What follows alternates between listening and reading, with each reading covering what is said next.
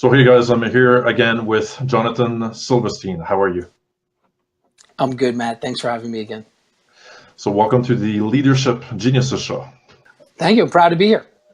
Awesome, it's great to have you. Jonathan is CEO and President of Mobile1st, based in Austin, Texas, and established in 2014. Mobile1st is a global pioneer in perfecting mobile conversion.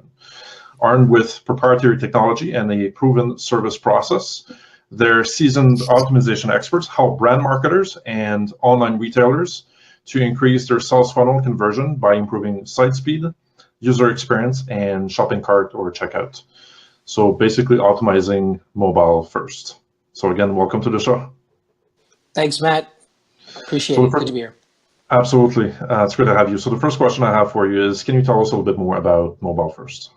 Sure. Mobile1st is it's a balance between SaaS and service. It has proprietary technology, about 170,000 users out there between graphic designers, developers, and marketers have used the product to determine whether their content is rendering properly on mobile devices. It's actually Mobilizer works actually on real devices, not emulators. We have a data center, and it's filled with a dozen or so devices that enables anyone to be able to put in a URL and see how fast their site is rendering, and then side by these devices to see how the content is delivering above and below the fold for errors. And there's an API interface that allows you to connect with Google Analytics so that if you want to be able to see more of your KPI traffic analytics, it allows. Mobile1st also has a service component to this. We like to engage with clients from an agency perspective to really dig into a client's analytics and help set them on the road to proper test and learn and implementation of opportunities to improve conversion down their sales funnel. So what has been your experience leading businesses and leading teams? Well, let me first say that while I'm very enamored with Mobile1st and I'm excited to be in the position of leading this company on its next phase and journey, I've only been in the position since July of last year. So my experience in the world of leadership has been in different industries. So to give you a little background, I spent about 4 years on Wall Street when I first started out in the industry. Didn't like it. Spent about 20 years in the world of advertising, so mostly above the line marketing communication between New York, San Francisco, and over the last, I guess there's about 10 years in there in Austin. So from a leadership perspective, I've ran large businesses, say AT&T, Southwest Airlines, LL Bean, GNC, Bank One, Merrill Lynch, large advertising clients, national and global in nature. I also started an agency with two other partners, an agency here in Austin, Texas. So I've also run a small, closely held private business. I sold out of that a couple years ago, and then I became the head of digital media businesses for a large media company called Media General that owned roughly 71 television stations, and I ran not only digital operations that fulfilled against those needs, but also several other digital businesses, Federated Media, Dedicated Media, Hyphen, and a few others, which managed about 300 to 400 people.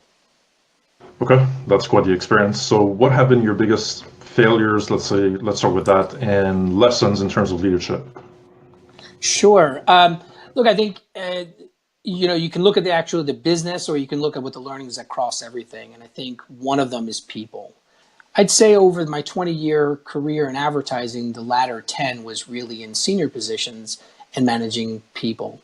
Full disclosure, I come from the Northeast. So I had a certain type of style that had expectations of bottom line, sink or swim. You have to do the work that is given to you, etc.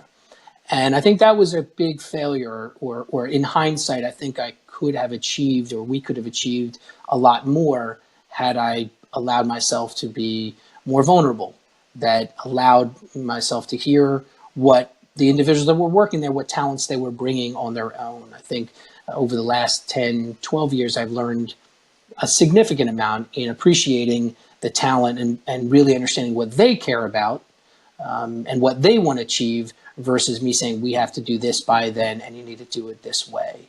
So I think there was a personal leadership style that I allowed myself, or with a great deal of help from others, allowing myself to be vulnerable, that started implementing an appreciation. But a failure definitely in the beginning was my perception of what leadership meant and telling people what to do.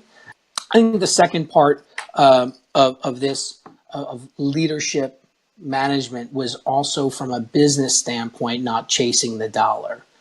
The notion that you really have to be clear with what business you're in. And I learned this lesson very much at GSD&M, an agency here in Austin, Texas, led by some amazing founders that really understood the meaning of purpose. So those that have, I know that in watching some of the other videos on this great program, people have mentioned Simon Sinek. I'm a big fan of Jim Collins. Jim Collins wrote Good to Great and Built to Last. And one of those maxims that he really pushed was the hedgehog concept. And it's broken down to three areas that I feel are really, really critical. And it's, what are you deeply passionate about? What can you potentially be the best in the world at, and what drives your economic engine? And when you can answer those questions in any business, you really can define, for yourself and for your people, what you're doing here beyond making money. And that's when you really have the opportunity to slingshot your company because you're very clear in what you're doing. So for Mobile1st, we're in the business of perfecting mobile conversion. It's very clear why we exist beyond making money. And for the individuals that work there and work at the company, they know what they can do and us. And then I think the other, I guess, failure or great learning that I've had with leadership is communication. I think a lot was going on in my head in my earlier years and what I believed I needed to do. And again, coming from that sink or swim, I felt like, don't give up all the advantages I have and what I was thinking. But really, to be successful, you have to be impeccable with your word. You have to communicate clearly what the context and intent is behind what you're trying to achieve, so that your team, your clients, your investors, everyone can get on board early and be supportive of what you're trying to do versus trying to, impress along the way. Makes a lot of sense. So what have been your biggest successes in terms of leadership? Well, I think, in a very simple level, I can just look at impact. I think there's three, and then there's a fourth I would probably add. The first happened probably back in 2006, 2007. I was running before AT&T became the new AT&T, was SBC, for those that remember that far back. And the goal was to launch the new AT&T Your World Delivered. The problem was there were 14 different agencies that were hired by and contracted by SBC at the time to work on its behalf, multidiscipline agencies. So above the line, there was data analytics groups, there was every variety of communication platforms, collateral businesses, etc.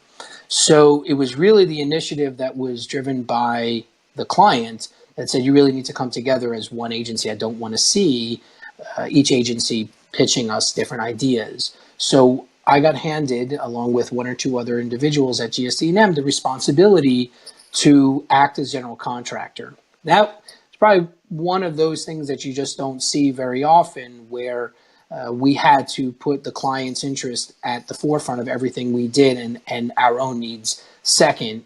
And it really was the linchpin of why it was so successful in spending $1.8 billion over a very short period of time to very quickly tell the world that the new AT&T is something worthwhile and important. And then, of course, the launch of the iPhone was not a bad little product to start that off. But that was probably the largest initiative, and communication and objectives and timing and time scheduling and making sure people were on board with our goals. There's a lot to it, but that was probably the first biggest achievement. I think the second thing on the success side was starting my own agency. For those entrepreneurs out there, you've probably tasted this, but for me, being senior at an ad agency and running large businesses, to jump off that ladder to hopefully catch a different rung was something both exciting, exhilarating, but I'm married, I have kids, and that it came with it a certain level of risk. But I think with risk comes reward, and with good work and good focus comes success. So I'd say that was probably the next success, that we bootstrapped it, built it. It was profitable almost right from the beginning, and it became a successful agency that still exists today. I'd say the third one, my biggest success was, again, leaving that shop to dig even more deeply into digital, which my former shop was arguably, that wasn't their focus, but that's where I felt I wanted to be. Becoming the chief operating officer of the digital division of this large local broadcaster. It had gone through some tough times. It had gone through a lot of turnover. It had some technology that really wasn't getting the attention it needed, and leadership specifically to listen and hear and bring those pieces together to where Media General was then acquired back in January 2017, where that became a central asset, that digital optimization, or digital operations group rather, that services now 171 television stations. Those efforts live on it and are bearing fruit. So that was, what comes from that also is the people in all those instances that I still retain relationships with, that network that has been built, even when my situation changes or has changed from success to success or failure in between, that I've built up a nice network of people that I trust and that trust me and that I mentor today, many of them. And that is probably one of the other biggest successes, that it isn't just about making money or building things or starting things on its path, but also the people along the way. Really important. All right. So from all that experience, what would you say now is your top advice? Top three pieces of advice to lead better. Sure. I think the first one I would put at the top is allow yourself to be vulnerable. I think expertise in certain areas, whatever it is, whatever area you're in, that's great. You should be knowledgeable and do whatever you can and learn every day to be expert in your field. But allow yourself to be vulnerable. No one.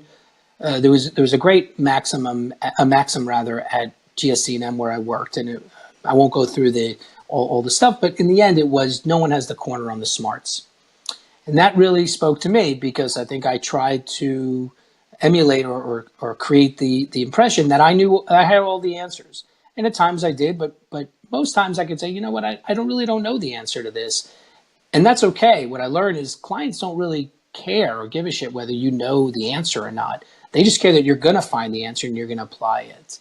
So allow yourself to be vulnerable, ask questions, be curious, and be relentless in figuring out how to solve something. But don't put it on yourself that you have to know all the answers. You can rely on a team. I think that's one. I think the second part, I would argue, is it's a little different, is anticipation. As a leader, I think today it's really hard to allocate the time to think ahead and think forward. We're constantly inundated by our own successes with technology, whether it's the social media platforms, whether it's Slack, texting, WhatsApp, whatever. We're bombarded with micro moments that are preventing us from being able to think in a holistic, clear way. People that know me have argued this point for a while, that the idea of don't put off till tomorrow what you can do today, I believe that's wrong. That's not an accurate statement anymore. If you can put off till tomorrow something, you should, and spend today thinking and anticipating what your business needs, and applying and bringing together those thinkers and those individuals so that you can really strategize what's going on, because all too often you're going to get distracted and knocked off your game. So I'd say be vulnerable, anticipate. And then there's another maxim that Jim Collins has taught me, and it's stimulate progress, but protect the core. Okay? So be careful not to migrate your business or migrate what you need to do and keep chasing whatever that shiny object is. Make sure that whatever your business is, keep refining it, improving it, but don't lose the core purpose of what you're there to do. So preserve the core, stimulate progress. It's a genius of the and. Do both. Those are the three. Jonathan, what would be your call to action for people watching this, either live or offline later on? What would you like them to do? I think it comes down to, again, one of the things that I just don't hear enough is, as a leader, spend as much time as you can anticipating the future of your business, of your people. Constantly be thinking, where does my business go a year, 2 year, 3 years down the road? And if you're not spending enough time doing that, really rethink how you're spending your time. So that's one. I would also encourage, it's pretty simple. So, try and learn something new every day. I think it's easy to have your checklists. We all have them. We all have deliverables that we have to a lot of different stakeholders, but set out every day to say, what do I not know, and learn it. And then finally, do your best every day. My wife tells me every single day when I'm feeling like no matter how much I think that I've not accomplished, you say, did you do your best? And if you do, you're ready for the next day. You're ready to take on the next challenge. It's a little bit soft, but just if you're doing your best, that's all you can do, and don't beat yourself up over it if you're having a bad day, because we have them. Thank you for sharing your wisdom with us. It's been a pleasure doing these 2 interviews together, and thanks again. It's my pleasure, Matt. Thank you so much for having me. Have a great day. All right, you too. Cheers. Take care.